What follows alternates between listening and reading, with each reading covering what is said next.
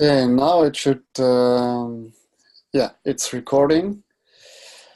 Okay, then, heartily and warm welcome to everyone who is already in and who will still join in the next minutes. Yeah, it's wonderful. We have now already done the first part, the first module, and the second is starting. I just would like, even so that still maybe more people will join in, but maybe we start again with just a short moment of silence, and I invite you to sit comfortably and straight wherever you are, and close your eyes if you want, if you feel comfortable with it. And then just take a very deep breath and feel how your chest is getting lifted up by the breath.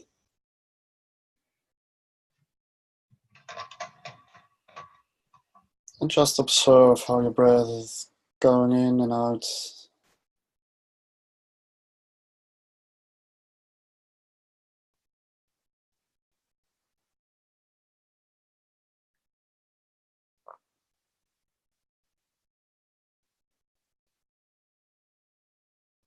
Maybe you find a calm place inside yourself just right now where you are.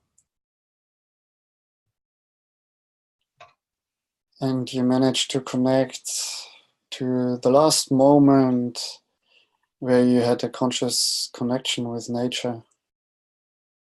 Maybe it was just a moment today where you heard some birds singing, or you were outside actively in nature. You saw a dog. Whatever it was it today, longer time ago?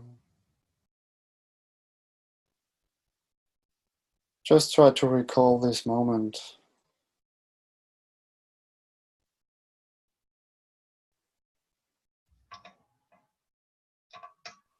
And how you felt at that moment.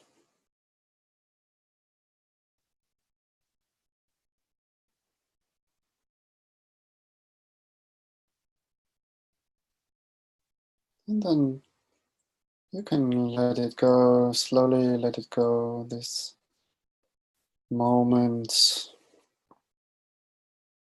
And take a deep breath again. Deep inhale.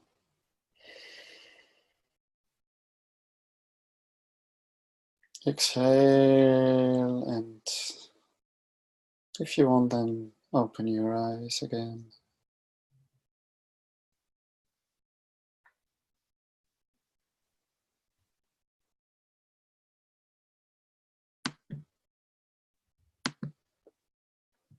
Okay, heartily welcome. Thank you. See some of you have been here the last time when we had the first video live session.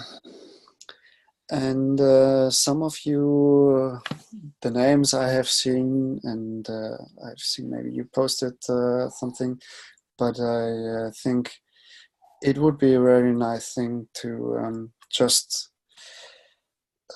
tell very quickly who you are and where you are, and maybe you can give in very, very few sentences, really very short, give us an impression of nature just right at the place where you are. I mean, just outside, is there any, just a few highlights, or one highlight, what is a nice thing of nature around you when you present yourself? Okay. I Maybe I start because I'm talking anyway at the moment, and my connection to nature actually today was I live here in Coburg. It's in Germany, and just a few minutes ago I closed the window because it was becoming too fresh. But while I was sitting here in front of my computer all the time, I heard the birds, and it was really wonderful because they were really very active all the day. And just today, on the opposite side of the house in the garden, today there were two little birds coming out of the bird's nest, and they were trying to fly for the first time. So that was really nice. That's great. This, yeah, just happened today. Okay, then is someone, or I just invite someone if it's okay. Maybe Kubra, if you want. You were here first. Do you want to say a few words to everybody? Okay. Can you hear me? Okay. Hello, Yes. everybody. I am in a forest now. I live off-grid in Turkey on Mount Ida. You know, when Homeros wrote some book about it, a mythological mountain. We call it Kaz Dağı. So I am in nature every time, actually. Today, when I was working outside, two squirrels climbed a tree and then they started to fighting to each other, and I stopped working and looked at them. I think about what they were arguing about, but I couldn't understand because I couldn't see them. They were running all the time, and then suddenly I saw a little one, not a squirrel, but I couldn't recognize what it is. It was white. It was like a squirrel, but a little smaller. He or she jumped out the tree, a smaller tree, I guess. When the squirrels went away, I thought that they were after he or she, but I don't know what. This was the moment of my day. Thank you. Is I hear some animals in the background. Is this your place? Wonderful. Yes, it is my place, and I'm at there's that little pond we have made with clay. The rainwater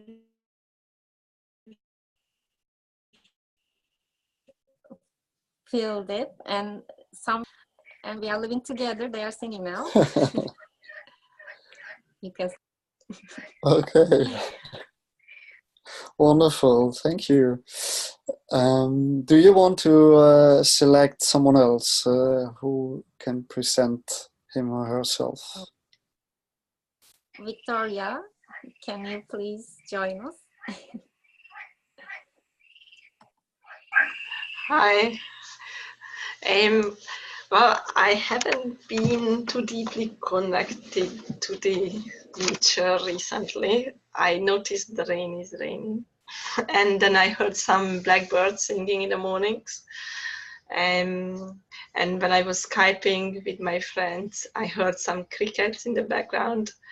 But basically, that was my kind of last couple of days experience with nature. Well, I was walking, but I haven't been kind of deeply involved in observing the nature, to be honest. Yeah, I couldn't recall anything else, I'm afraid. I would pass it to Kim. Where Yes. where are you? I'm in Aberdeen in Scotland.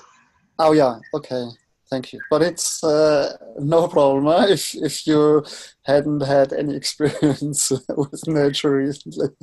It's all okay.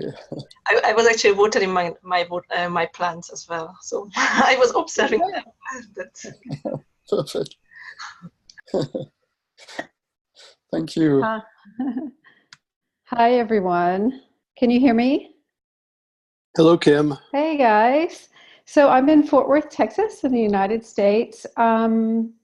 So my connection to nature today, it was, we had a small cool front come through. Cool for Texas, not cool probably where you are, but we had a small cool front come through with some rains this morning. So I was walking my dogs in the rain and just noticed what a different environment that is to walk with them in the rain, and how peaceful it was. It was a gentle rain. And so it was almost kind of a meditative walk. I think even the dogs were kind of calmer than normal, so, which was really nice. But yeah, I try every day to spend as much time as possible in nature. It's what I thrive on. So it was a very special walk today. I really enjoyed it.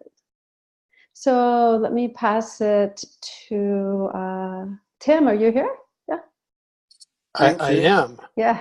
I am here. I'm going to turn my video on. I'm in a place with really limited bandwidth, so I'm going to keep my video off mostly. But since we're talking about nature, I'll just show you outside my window right now. I don't know if you can see that, but trees are budding and there's some nice water there. It smells like spring, which is really amazing. It has just a really incredible spring scent to it, and it's making me feel very happy and exhilarated. And I'm going to get out on my bike in it earlier in a little bit. So I'm super excited. So let me see who else I've got up here.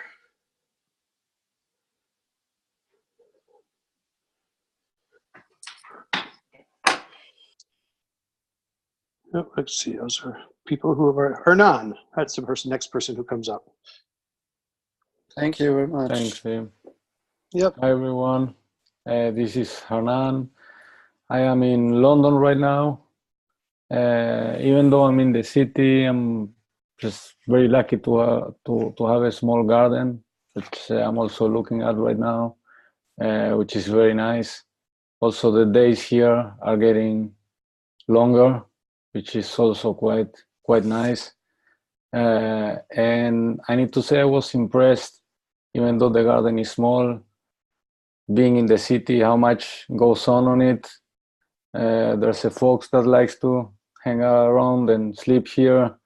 Cats, birds, insects, many plants. I'm trying to grow some edible stuff, so I'm really enjoying the possibility of having a garden after many years living in an apartment in New York. So I'm very happy about it.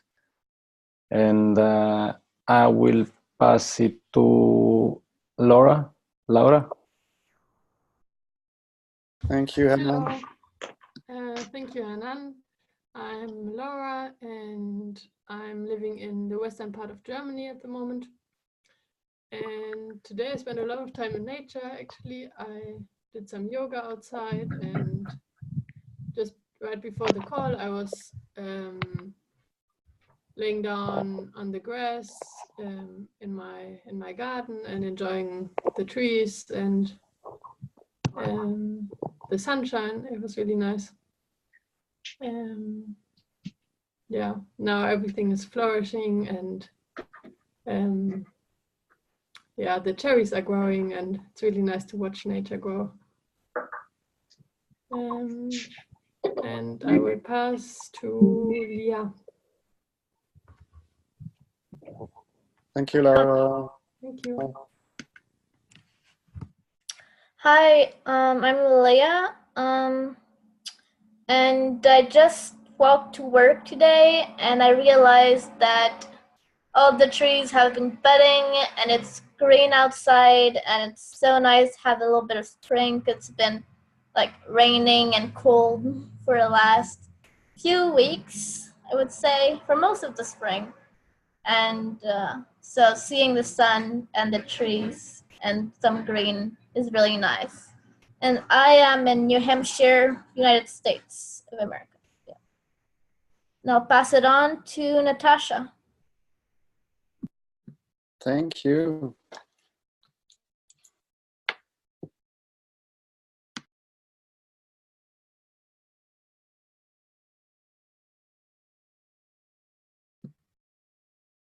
Natasha, could you hear that you were called, invited?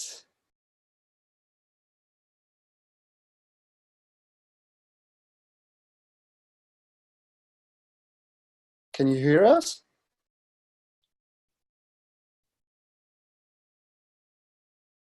Now, can you hear me now? Yes, I can hear you, yes. Okay. I was just saying that the summer is here. I'm sitting outside hearing all the like mosquitoes and all the plants, all the little animals. The deepest connection with nature I had today, because here we are in the middle of the ocean. So I was swimming in the sea with a blessed 3 years old girl from, and okay, it was deep enough. Playing with this creature and observing the fish. And I can pass it to What is the place? Martina. Sorry to interrupt. What is the place?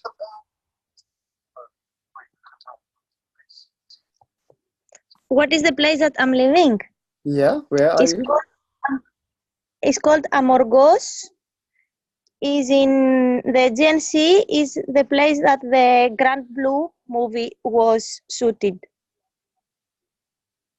Okay, and which country is that? It's in Greece. Oh, okay. Thank you.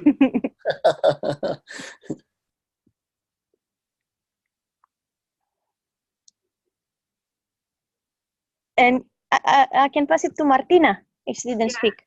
Thank you, Natasha. Hello. Hi. Nice to see you again. Yes, same here. Would be lovely to swim with you in the Greek Ocean.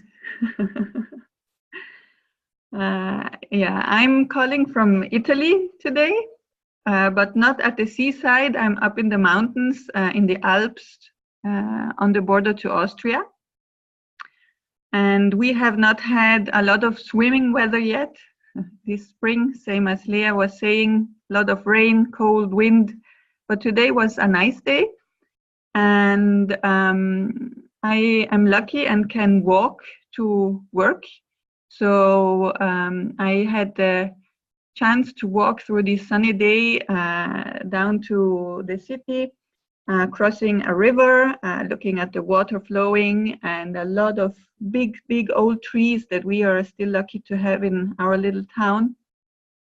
And I always enjoy this a lot because it prepares me to go to work, to do my yoga and shiatsu sessions. So I really try to connect every time I pass through there to get to my work. And then in the afternoon, I was sitting outside in my garden taking a break. And what I especially appreciated today was the warmth of the sun, because there were a few clouds coming through. So some moments were really fresh and cold, but then when the sun came out again, it was so nice and warm. So I really enjoyed that. And I also observed my tomato plants, and I hope they will also be happy now that the sun is coming and will be growing. Okay. I will pass it on to Christiane. Thank you. Thank you. Thank you very much.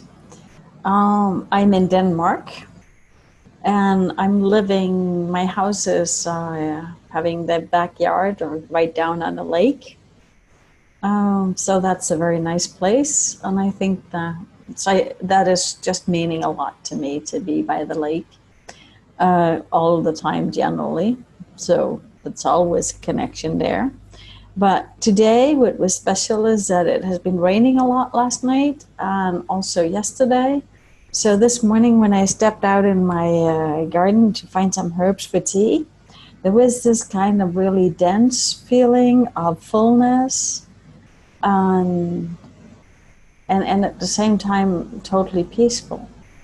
But it was just really that kind of fullness and smell and that there only is after a lot of rain.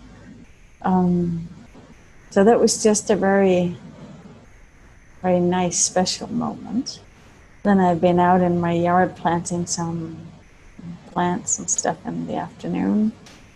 I obviously enjoy that, but that's a very different feeling because it's not just a moment of taking in, it's also a moment of interacting with what is. Yeah, I think I will pass it on to Keith. Thank you, Christiane.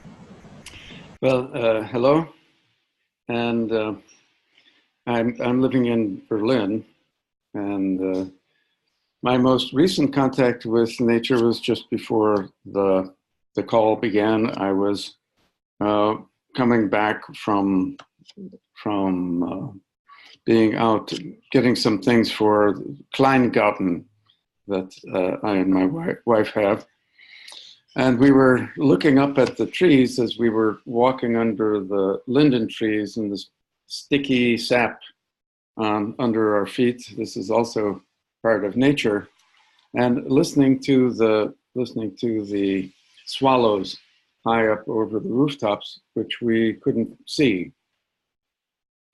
And since the time that I came in, it started raining, and so the birds are not singing anymore. Yesterday, I had some strong experiences with nature as we were working in this little garden. It's been very warm here, and spinach plants are coming up.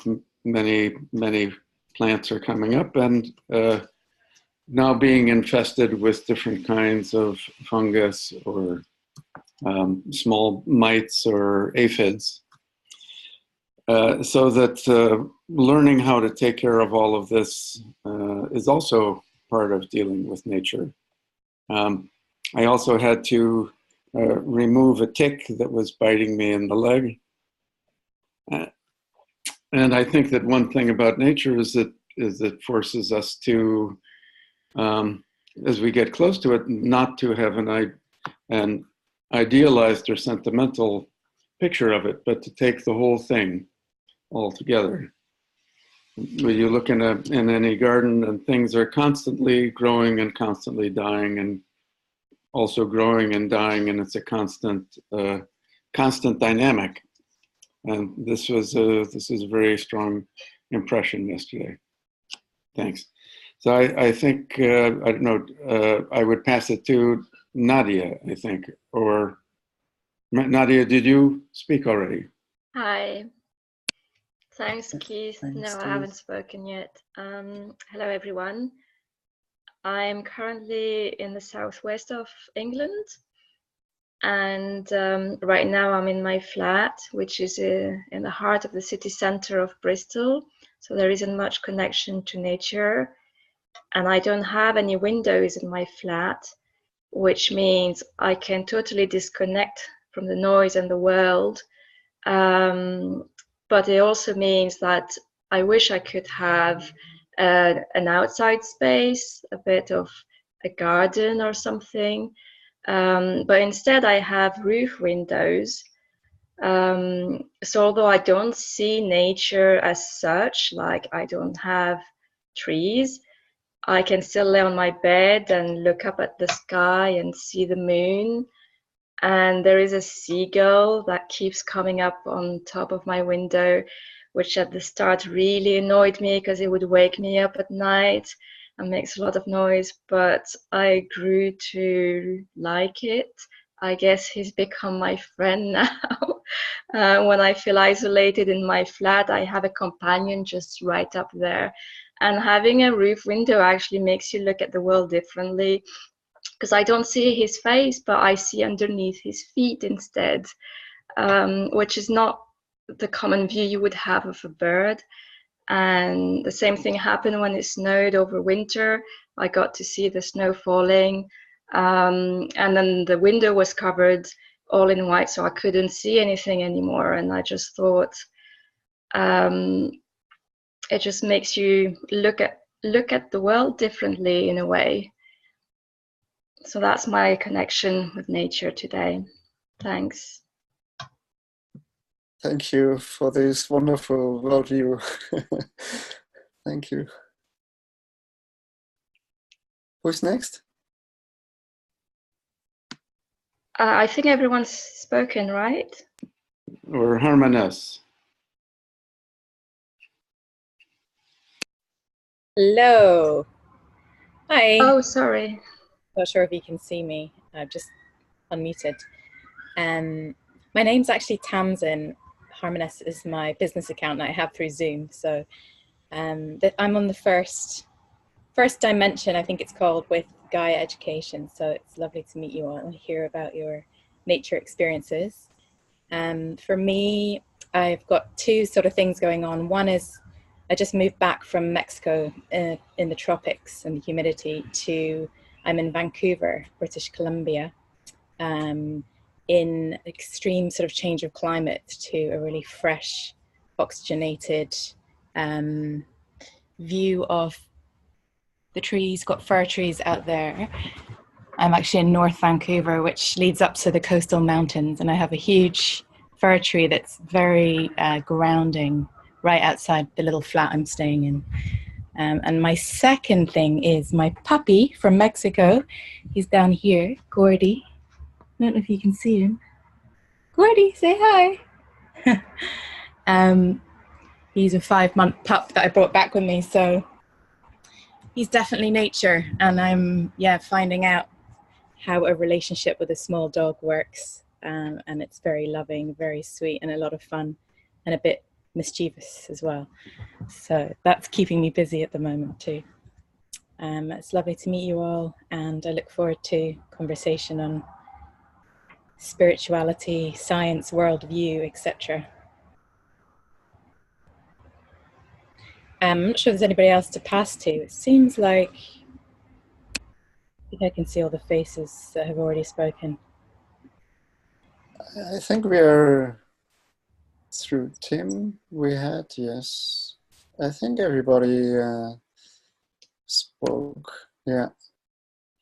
Thank you. I think it was really lovely to hear all your experiences and different points of view of these different situations. There were so many inspiring little things to ask through, but first of all, I wanted to be sure that everybody had the time to present herself or himself, and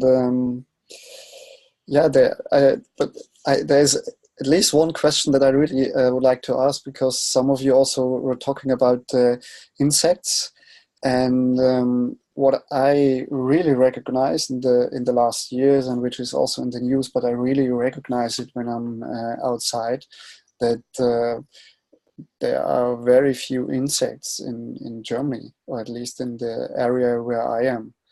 And I just wondered because probably it's due to pesticides and herbicides and these kind of agriculture and economy that we have. But I really would like to know if you also observe this outside in other countries. Is this really obvious there also? Yeah, just I think I saw Christiane first, but anyway, just jump in because I can't see anyone, not everybody all the time. Maybe Christiane, and then Keith, I think. Yeah. Yeah, I think it generally has been very obvious the last years. Like, if I just remember 20 years back, if I were driving in the car, you'd get a lot of insects on the front shield. That just doesn't happen anymore. And having said that, we definitely have more mosquitoes this year than any year that I've seen recently. So I guess it's some insects. And I think the whole thing of genetically modified foods has a lot to do with it, because that's allowed them to spray with different things, but it's also allowed them to create plants that actually just kills the insects. So I think that there is some things going on there that's much bigger than we're in touch with, and more than we're aware. And yes, I know that here in Europe we supposedly to have labels for genetically modified food, but did any of you ever see one? Because I've never seen one. And then I realized that as soon as I put food into something complex, that they just add something in, they don't need to put it to label it. So anything that's added onto something, they don't need to label. It's only if it's a pure food. And even so, I've never seen a label. I am just curious if anybody has, because that is part of this missing insects, as I see it from my perspective. And I think Keith, I saw Keith your hand, but otherwise whoever. Yes, thanks, Christiane. Going back to Sasha's question, I had been noticing this for some years, and this time last year, at the end of June, actually, I was leading a program in the beautiful hills of Allgäu in southwestern Germany, and that area had a lot of insects, but I had never been there before. I didn't know how much was normal in the past. I asked this group of students and participants in the seminar what they noticed, and they all tended to say that they noticed a difference in the last 5 years. And especially people noted, like Christiane, that if you were driving in the summer in the countryside, you would not get bugs on your windshields. People who have been following the news know that in Germany, it's been estimated that 85% of the volume of insect population is down 85%. But I think what really shocked me last year was I was away from Germany all of July, and I came back to Germany, to Berlin, after there had been a heat wave and no rain since May, so virtually no rain for 2.5 months. And what really shocked me was that you couldn't hear any birds anywhere. I would walk through the woods, and even the most common birds, you couldn't hear anything. It was just silent. Then maybe at the end of the day, there were some crows went by. If there's another heat wave and drought like this summer like last summer, I really am fearful about what could happen to the populations. I think when we get this news and we get a easy to digest statistic, even if it's not very pleasant, we think we understand what's going on. But I think what Christiane has said is probably also more true, especially in the short run, that everything gets out of balance, and one insect population that's predators are gone, and so it expands. And I was witnessing this in the garden yesterday. So these are some of my observations. So I think maybe just whoever wants to speak. Thank you, Keith and Christiane. Is there anybody else who want to share something? I can't see you at the moment. Yeah, just talk in. Thank you. Yeah, my first thought was like probably not, well, maybe GMOs as well, but the habitats of the insects also kind of change probably monoculture, as well as like the weird environment is expanding, so they have less place to live. And I don't know, some of the insects are like the wet areas, like mosquitoes and yeah, some of them. So if there was a drought, like in Scotland as well last year, probably that also had drastic effect. And as Kit said, yeah, that will affect the birds and the prey of birds and all that above. It doesn't really sound very good. And all the parasites, I suppose, that we are using on the agricultural, most of the agricultural cultures, doesn't matter if it's monoculture or not, won't have either.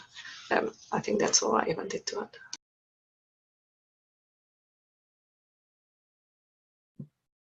Yeah, thank you so much.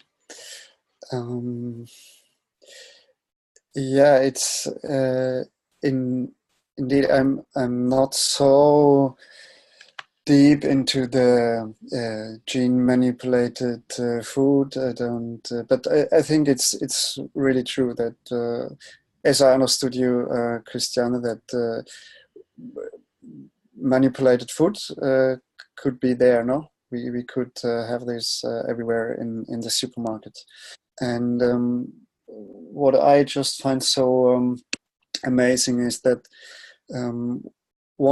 at least one of the reasons to create gene manipulated food is that people want to have more efficient plants that have more fruit or more often fruits or whatever.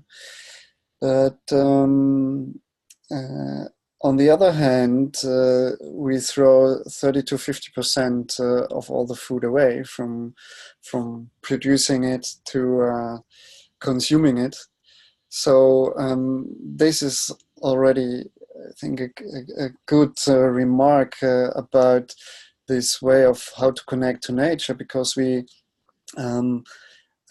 have technologies and we are human beings and we are inventive and we have a lot of possibilities. And I wouldn't say, or I wouldn't dare to demand no gene, not in the sense of manipulation, but do research about genes. That's fine, I think. But we still have to stay connected to nature and to what is the initial idea and or the initial problem. So if the initial problem is we need to be more efficient with food, then before we change plans, we could think of other things, no, that are more simple. But yeah, this is just one aspect, and yeah, we are already into this topic now. Reconnect to nature is the topic of the second module, and yeah, to reconnect with nature, I think we have to kind of fully reconnect. Yeah, we have to connect with heart and soul. To nature, and that will help us to act differently. Yeah?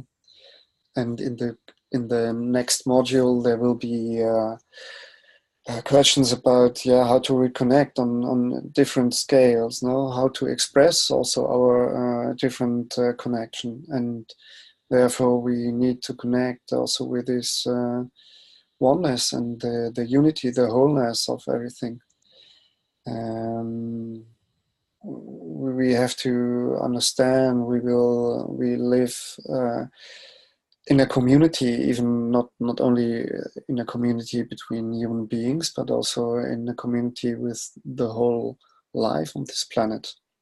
And when we take these kind of steps, then we have a chance to reconnect in a way to nature that is, I think, a connection that is not kind of only going backwards, I mean, I think nobody wants to live in a cave and deny every technology, but we have to be much more clever. So there are also topics like biomimicry and things like that in the material of the new course.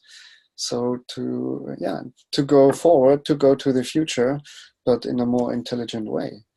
And I think this is just a few glimpses on the next module. And is this what I would be curious to get some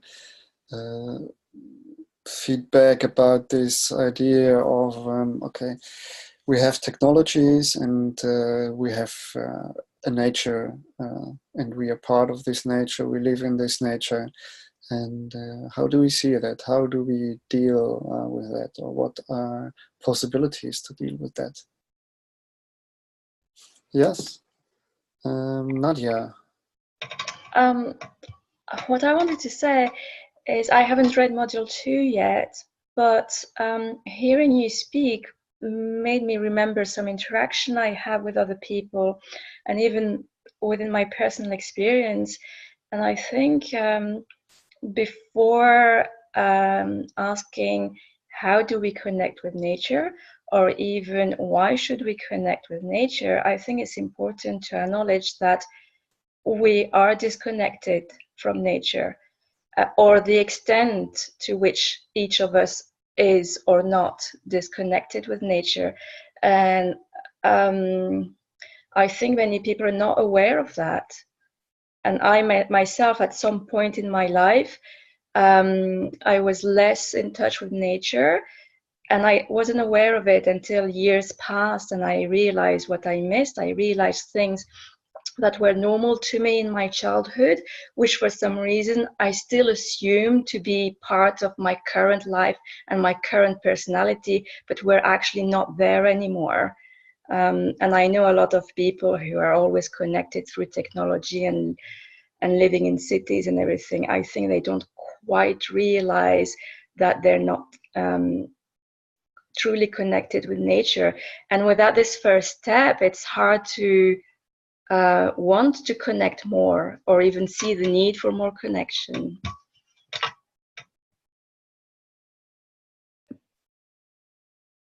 Thank you. Yeah, I just pass it on. Thank you, Nadia. Keith, you wanted to say? Yeah, I was very touched in the text of the first module, where it said that there has been now a recognized and diagnosed neurotic symptom among Japanese teenagers, the phobia of having a leaf fall on your head. And that's maybe an extreme of being detached from nature, even if Japan has such a tradition of harmony with nature. But I think that I think everything that Nadia said is a very good starting point. And if we ask not how can we be in touch with nature sentimentally, so that we feel in touch with nature, but if we would ask the question, how would we need to live in order to regenerate the natural bounty of the earth, that at least the renewable resources, the non-renewable resources are non-renewable. And I think eventually the levels of technology over the long term that human beings will be able to sustain will need to be placed within that boundary, these donut economics, sort of these 5 dimensions of planetary boundaries, or 8 dimensions, that we need to stay within in order to really be sustainable.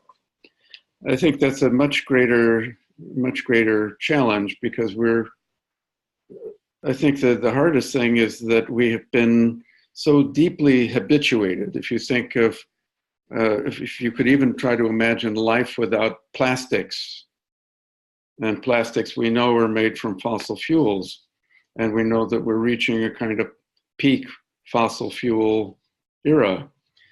So to even to go a week without your smartphone is one thing, but to try to go a week completely without plastics could be a very, very interesting experiment. Thanks. Thank you. Natasha wanted to say something. Yes, I just wanted to share an experience when I met an ethnobotanist and we did a hike around the mountains here. Now the vegetation is very low, but he showed us all the possibilities of edible plants, and it was a lot, and it was unknown to anybody on the island. So I was thinking we have to make like a educational way to so the people understand all the possibilities that they can eat with a lot more vitamins than like oranges from another part of the world, like because there are like various plants next to us that we can eat and we can cook them, but no one knows. So we have to do a combination of technology and information and education about how to use the resources and the possibilities that we have next to us. I think that's a really good point. That you know, we have access to information now almost instantaneously, and how do we harness that for good and for making sure that we have, like as you were just saying, have access to the stuff that's right in our backyard, and we may not even know it. And I think technology can be a catalyst for that, just as much as if in the wrong hands it can be problematic.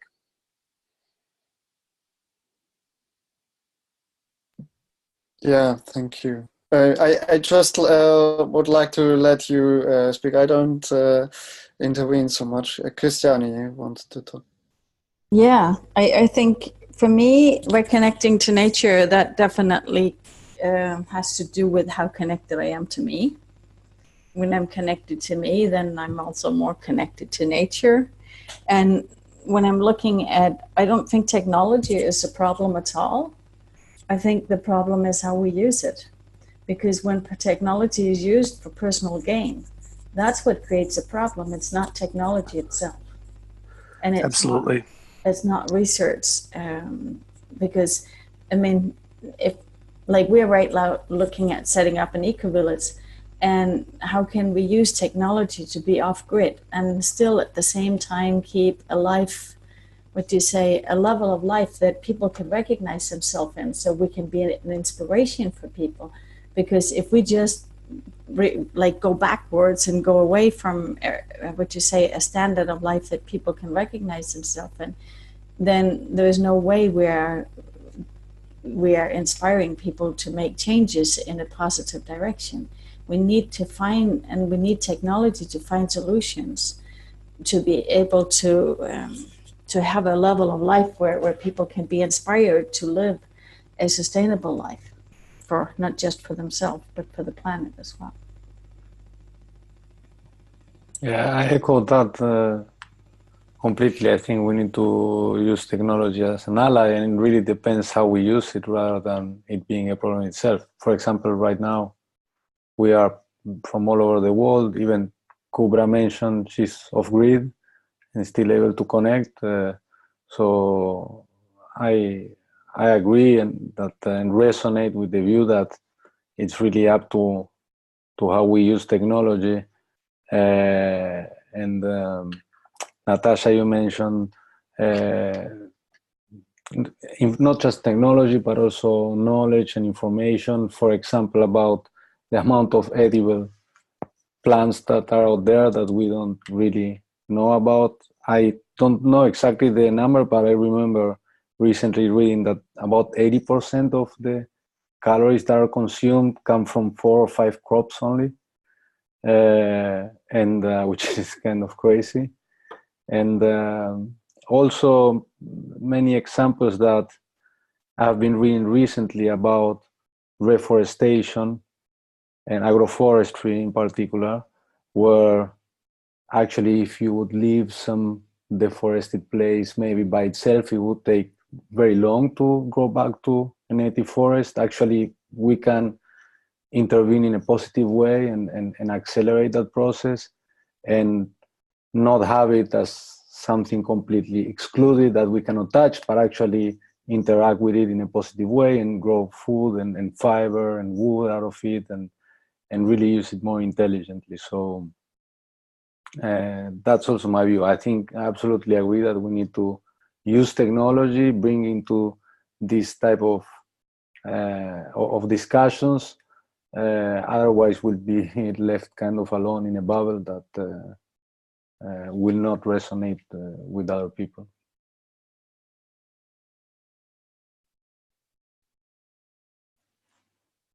Yeah, Nadia. Okay, thanks. I'd just like to add one thing. I think it's important to also define what we mean by nature before we decide how to reconnect with nature, because I find myself occasionally in a park, and in the UK most parks are just lawns, and sometimes we get out of the city in the countryside, and in the UK most of the countryside is actually grazing fields or just agriculture fields. And I'm very surprised to hear people say, how lovely is it to be out in nature? Isn't nature beautiful? But in my view, none of this is nature. I just see human interference in nature. I see the lack of nature. So I think defining nature is important too. That's a very good point. Yeah, and back to we were talking about insects.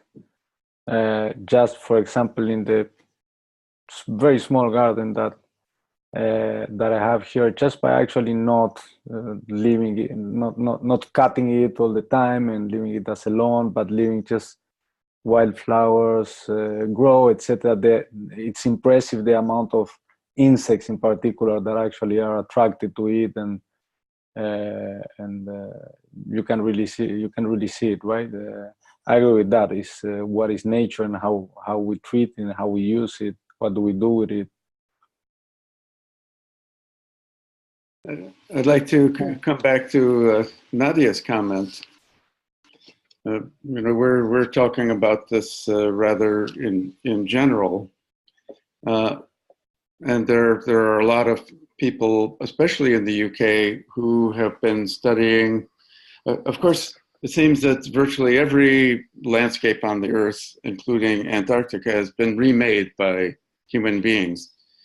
But people in the UK are studying how big or small must fields be in order for the hedges between fields to communicate with each other and to create a kind of continuity and passageways for insects and also larger animals. So people have researched this. That is, how individual bioregions could be configured with restoration to find a healthy balance of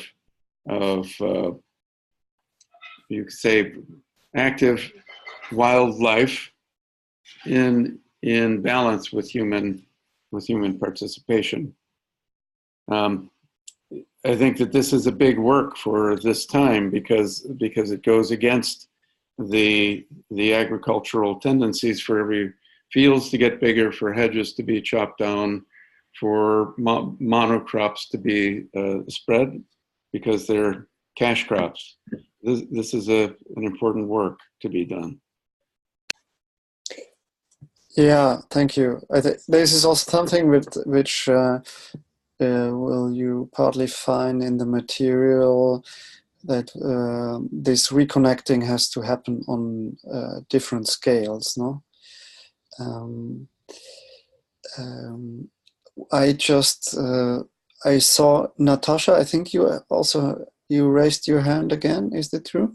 because then I would like to give you a last word, because we are ending in time, unless I think it's so amazing and it's kind of just a warm up at the moment what we have. But Natasha, what did you want to say?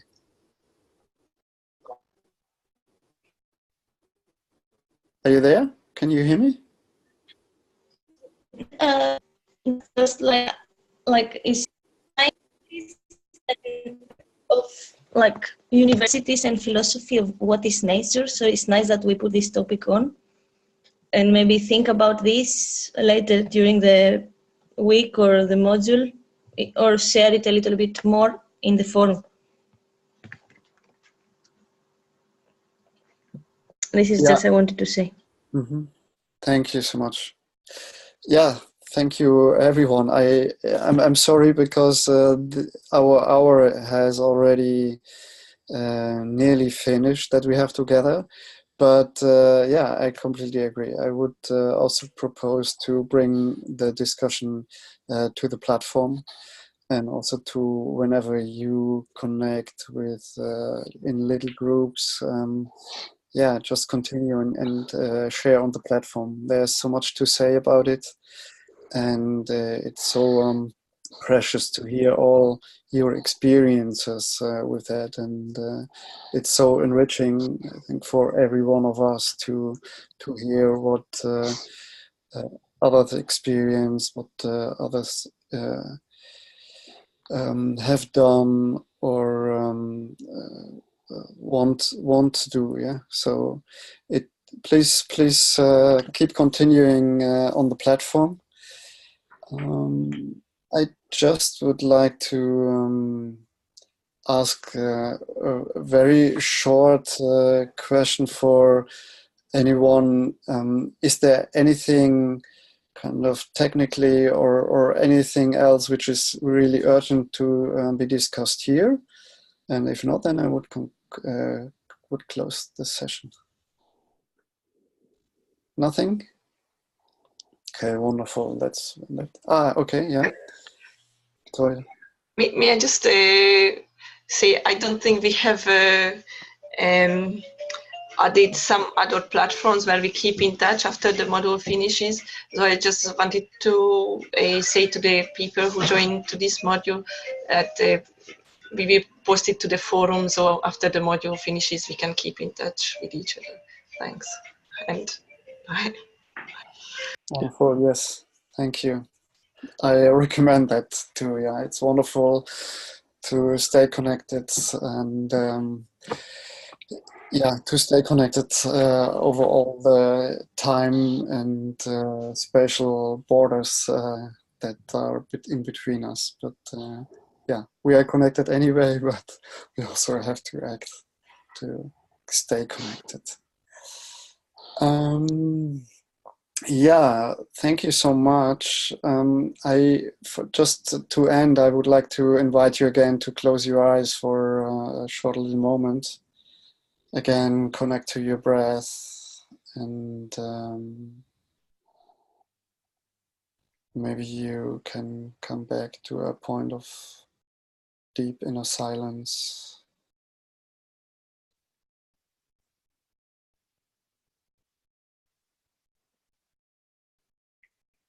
And maybe from that point, you just can formulate a wish that you have for nature in the future.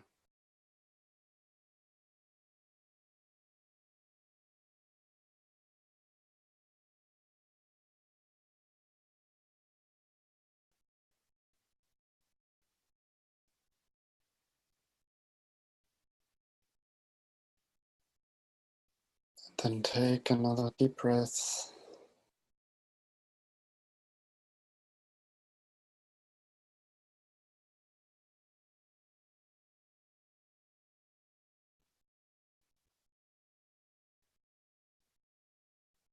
And then relax, and if you want, open your eyes.